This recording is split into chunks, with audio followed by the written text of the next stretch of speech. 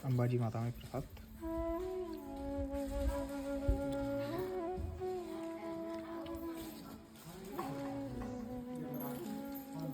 नानी अंबाजी से right side की सब लोग जाते हैं, लेकिन मैं निकल पड़ा लेफ्ट साइड में। लेफ्ट साइड में शूल पानी से होते हुए किनारे किनारे रास्ता है, मैया वहाँ पे आप इनको दिखते दिखते जाएगी, ठीक है। लेकिन राइट साइड से सब लोग जाते हैं कवाट होके, वो दूर से बहुत जाता है रास्ता। और अपन इस बार किनारे किनारे जितना हो सके उतना, लेकिन ये रास्ता रिस्की है। अब नानी अंबाजी से मैं चला हूँ काटकुआं की तरफ। ये सारा आदिवासी एरिया है और पहाड़ होते हुए जाना पड़ेगा, ठीक है। अपन को तो बहुत रिस्की भी है और कठिन भी है, इसलिए थोड़ा सा सोच समझ के इधर से आना हो तो आइए, मेरा देख के मत आइए, ठीक है। ये बात बोलना चाहूँगा। क्या है, मैप में दिखता है लेकिन आगे जाके खाने पीने की रहने की दिक्कत होती है, इस वजह से मैं बोल रहा हूँ, ठीक है। तो चलिए आगे हम काटकुआं की तरफ चल पड़े हैं। देखिए ऐसा आने के बाद में ये जो है इसके लेफ़्ट साइड में मुड़ जाना है, ठीक है। एक छोटा सा पुल है, इधर लेफ़्ट साइड में मुड़ जाना है। ये सीधा नहीं जाने का, सीधा गए तो बहुत दूर निकल जाओगे, रोड छोड़ के छोटा रोड जाना है। देखिए कितना सुंदर नज़ारा है। अब हम लग रहे हैं कैसे सतयुग जैसे कहीं पे आ रहे हैं। सारी तरफ खेती खेती, जंगल जंगल और सिंपल से लोग, उनको कुछ भी नहीं पता। मेरे हाथ में कोई मोबाइल देख लेता है तो भी देखते रहता है कि भाई ये क्या है, फिर मैं रख लेता हूँ। मैं ज़्यादा मोबाइल दिखाता भी नहीं, जब कोई ना हो तभी निकालता हूँ, क्योंकि क्यों अजीब दिखना ना, अलग क्यों दिखना। और यहाँ से कोई ज़्यादा आता भी नहीं है, इस वजह से ये लोग देख रहे हैं। नर्मदे हर भी कोई नहीं बोल रहा, क्योंकि यहाँ पे कोई आता नहीं, इस वजह से इनको पता भी नहीं है। बस वो मैंने पूछा कि काटकुआं जाना है मुझे, मैं कंफर्म करा था, रास्ता मुझे पता है आया नहीं पहले, लेकिन गूगल में दिख रहा है सीधा सा रास्ता है, ठीक है। उनको पता भी नहीं है कि काटकुआं कहीं पे, कहीं कहीं किसी गाड़ी वाला मिल जाता है तो उसको पता होता है, क्योंकि वो आता जाता रहता है, इस वजह से। देखिए वो बोलते हैं बाबा लोग यहाँ से आते नहीं हैं, ऐसे बोलते हैं। मैं बोला ठीक है भाई, आते नहीं है, अभी मैं तो जाऊँगा इधर से। देखिए बहुत अच्छी खेती, और धूप भी इतनी नहीं लग रही, क्योंकि इतने सारे पेड़ पौधे हैं, इसलिए एकदम ऐसा ठंडी ठंडी हवा बीच में आ रही है, इसलिए धूप नहीं लग रही, इसलिए आनंद आ रहा है। और भोजन भी बहुत हल्का हुआ है, क्योंकि चावल था, दाल था और खीर थी, गेहूं की खीर थी, गेहूं और गुड़ की खीर थी, इसलिए वो सिंपल सा भोजन था, इसीलिए मैं चल पा रहा हूँ। रोटी वोटी खा लेता ना तो फिर तो भाई चक्कर आने के चांसेस रहते अगर मैं चलता तो। हल्का पेट है, हल्के से चल रहा हूँ और कंटिन्यू चल रहा हूँ मैं। मेरी यही खासियत है, मैं ज़्यादा इसीलिए जा सकता हूँ लोगों से, क्योंकि कंटिन्यू चलता रहता। फिर बाद में कहीं पे जाके आधा घंटा तक रेस्ट करता हूँ, यही बात है। और देखिए आप नज़ारे, शूल पानी उत्तर तट के कितने सुंदर है। ये देखिए किसी ने टोटका कर रखा है इधर, कोई बात नहीं, चलिए हम चलते हैं। तो थोड़ा सा जल पीने के लिए रुके हुए हैं, थोड़ा सा आराम करके, लगभग 10 मिनट, ज़्यादा नहीं, ज़्यादा आराम नहीं करने का। ज़्यादा आराम कर लिया तो फिर सुस्त हो जाता है शरीर, फिर उसके बाद चलना नहीं होता, चलना मन नहीं करता मतलब, ठीक है।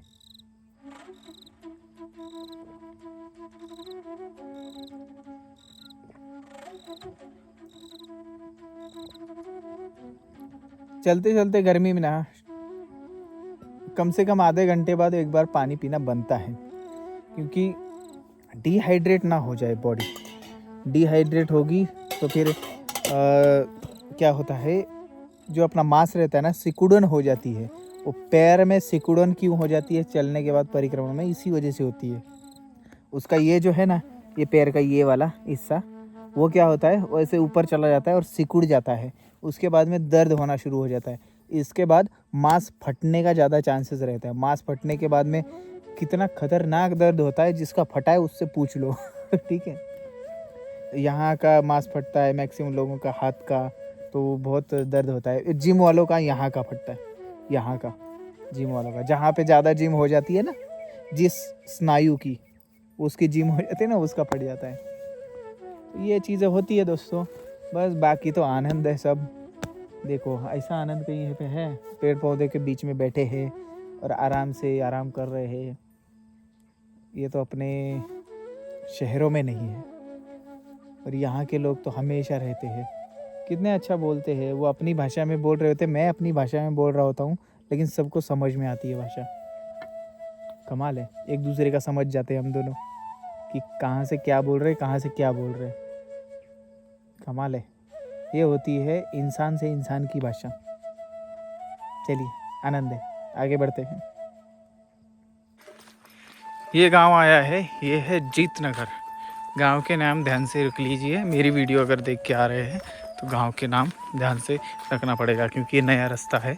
नया नहीं है, ये पुराना ही है, लेकिन इधर से ज़्यादा लोग जाते नहीं, इस वजह से बता रहा हूँ। जीतनगर, ठीक है। देखिए ये नदी पे पुल आता है, एक नदी आती है, आपको लैंडमार्क बता रहा हूँ, ठीक है। काटकुआ पूछेंगे तो सब लोग बता देंगे आपको।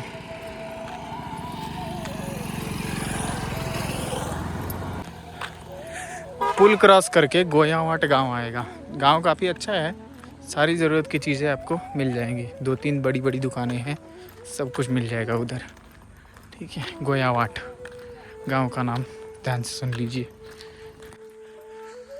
4:45 हो रहे हैं और काटकोई नहीं, लावा कोई बताया है। लावा कोई आप जा सकते हैं, पहुंच सकते हैं 3 किलोमीटर, ऐसा बोला है।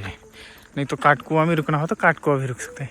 जितना जा सकते हैं उतना चल जाते हैं अपने समय से, जहाँ तक जा सकते हैं वहाँ जहाँ मर्जी रुक जाते हैं, कोई दिक्कत नहीं है। अपने को तो कोई दिक्कत नहीं है, भोजन मिला भी तो भी ठीक है, नहीं मिला तो भी ठीक है। और यहाँ तो मेन रोड जा रहा है, इधर इतना दिक्कत नहीं है कुछ भी, ऐसा मेरे को लग रहा है। और लोग भी अच्छे हैं बहुत, रास्ता सुंदर और शांत। कोई परिक्रमावासी यहाँ से मुझे दोपहर से लेके अभी तक दिखा नहीं है। कोई गाड़ी वाला भी नहीं गया, कोई नहीं गया इधर से, मतलब इधर से परिक्रमावासी जाते नहीं है। लेकिन रास्ता है, क्योंकि एक जगह नर्मदेहर लिखा हुआ था एरो दिखा के। दोस्तों ये देखिए, उधर लिखा है उस साइड काटकुआ और इधर नर्मदेहर, ठीक है। तो इसका मतलब इधर जाना है, काटकुआ थोड़ा उधर रह जाएगा, इधर अपन लावा कोई जा रहे हैं, ठीक है। बेलगम ऐसा है और लावा कोई जाएंगे। तो वहाँ पे बताया था कि आप लावा कोई निकल जाओ, काटकुआ साइड में रह जाता है, तो लावा कोई से रास्ता है आगे। तो इधर से ये वाला रास्ता लावा कोई, ठीक है। चलिए काटकुआ वहाँ से पूछते आना है, ठीक है। और लावा कोई इधर हो जाना है आपको, काटकुआ नहीं जाना, प्रॉपर काटकुआ रास्ते से अलग रह जाता है।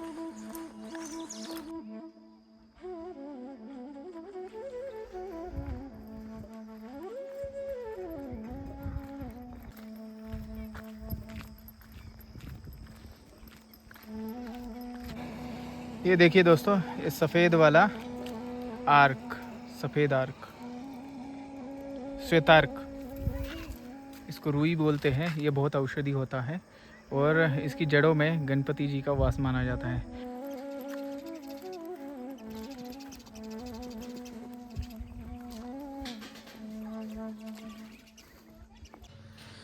दोस्तों ये रहा लावा कोई का आश्रम प्लस हनुमान मंदिर। ये देखिए, ये रहा हनुमान मंदिर, और यहीं पे हमें कहीं ना कहीं अपना आसन लगाना पड़ेगा, यहाँ पे या फिर यहाँ पे, ठीक है। और आसपास के गांव में से ये तो काफ़ी बड़ा गांव दिख रहा है और अच्छे लोग हैं, मतलब डेवलप लोग हैं सारे।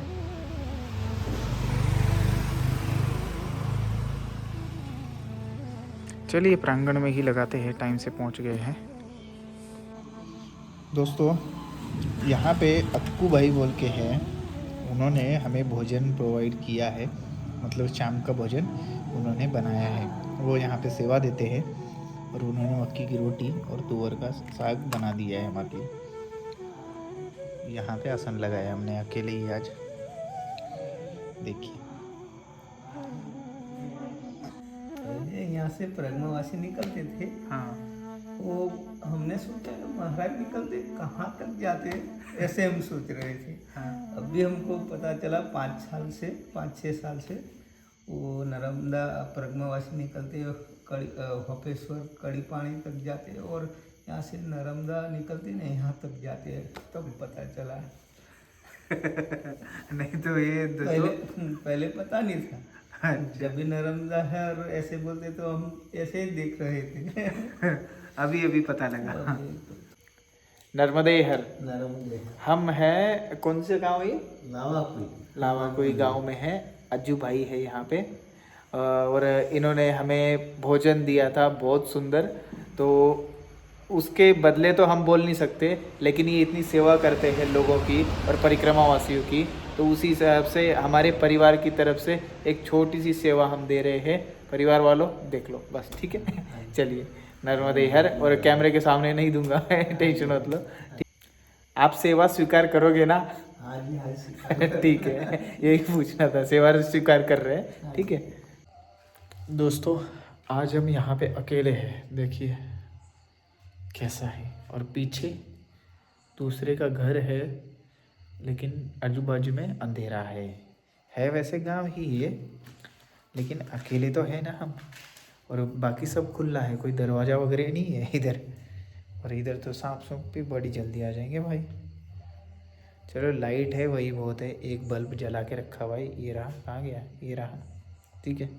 लेकिन अच्छी है जगह, अच्छी है, लोग भी अच्छे हैं, ऐसी बात नहीं कि लोग अच्छे नहीं हैं, लोग अच्छे हैं।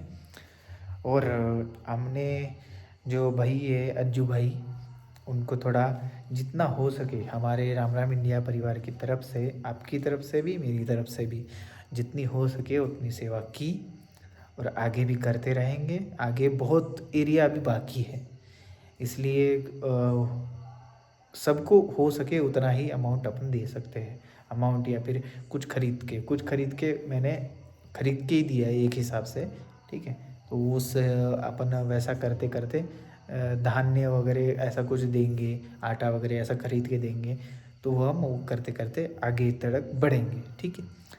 और शूलपानी क्षेत्र शुरू हो चुका है, लगभग नानी अंबाजी से ही शुरू हो गया है। आगे ऐसा ही क्षेत्र है, मतलब ज़्यादा कुछ है नहीं लोगों के पास, आदिवासी पाड़े हैं, तो उन खेड़ों पाड़ों से ऐसा बनते हुए जाना है। और हापेश्वर के बाद में तो और ज़्यादा दिक्कत है लोगों के पास में, तो वहाँ पे भी हम जितना हो सके उतना करेंगे, ठीक। और राम राम इंडिया, आप लोग तो है ही मेरे साथ में, तो हो जाएगा, सब हो जाएगा। थोड़ा सा ठंडी का इधर ज़्यादा प्रभाव दिख रहा है, दिन में भी ठंडी रहती है थोड़ी थोड़ी, मतलब उतनी गर्मी तो नहीं रहती जितनी नीचे होती थी गरुड़ेश्वर में, गरुड़ेश्वर से पीछे उतनी गर्मी आज नहीं थी, मतलब ये थोड़ा ऊपर वाला इलाका है। और सुबह तो बहुत ज़्यादा ठंडी रहती है, और रात को बहुत ज़्यादा ठंडी रहती है, और दिन में ठंडी ना होने की वजह से हम थोड़ा ज़्यादा अंतर कट हो जाता है हमारा, ठीक है। ये होता है। और जब 7 बजे निकलो, जैसे ही सूरज भगवान आ गए और दिखने लग गया सब कुछ, तो निकल जाओ, तब तो बहुत अंतर कट हो जाता है। और मैं चलता भी तो तेज़ हूँ, भगवान ने दिया है थोड़ा सा स्ट्रेंथ पैरों में, तो चल जाता हूँ उतना तेज़। और वो वैसे ही मैया हमारा स्ट्रेंथ बनाए रखे, क्योंकि उनके जल पे हम थोड़ा ज़्यादा डिपेंड रहेंगे, उनका जल है ही ताकतवर इतना, ठीक है। तो वो ताकत देता ही है। और भगवान भोलेनाथ और माँ नर्मदा जी के कृपा से हमें भोजन की भी प्रॉब्लम नहीं हुई, और एक टाइम में भोजन लेता हूँ तो भी मेरा हो जाता है, तो भी अलग ही एनर्जी होती है मेरे पास। और क्यों? क्योंकि एक साधना कर रहा हूँ मैं, वो उस साधना को हुए है मुझे लगभग 1 महीना हो चुका है करते करते, मैंने बहुत पहले से ही शुरू कर दिया था वो। और वो साधना अब मैं बता तो नहीं सकता, लेकिन ठीक है, मैं धीरे धीरे जितना बता सकता हूँ उतना, जितना लोगों के कल्याण के लिए काम आएगा वो बताऊँगा मैं फर्स्ट सिर्फ, ठीक है।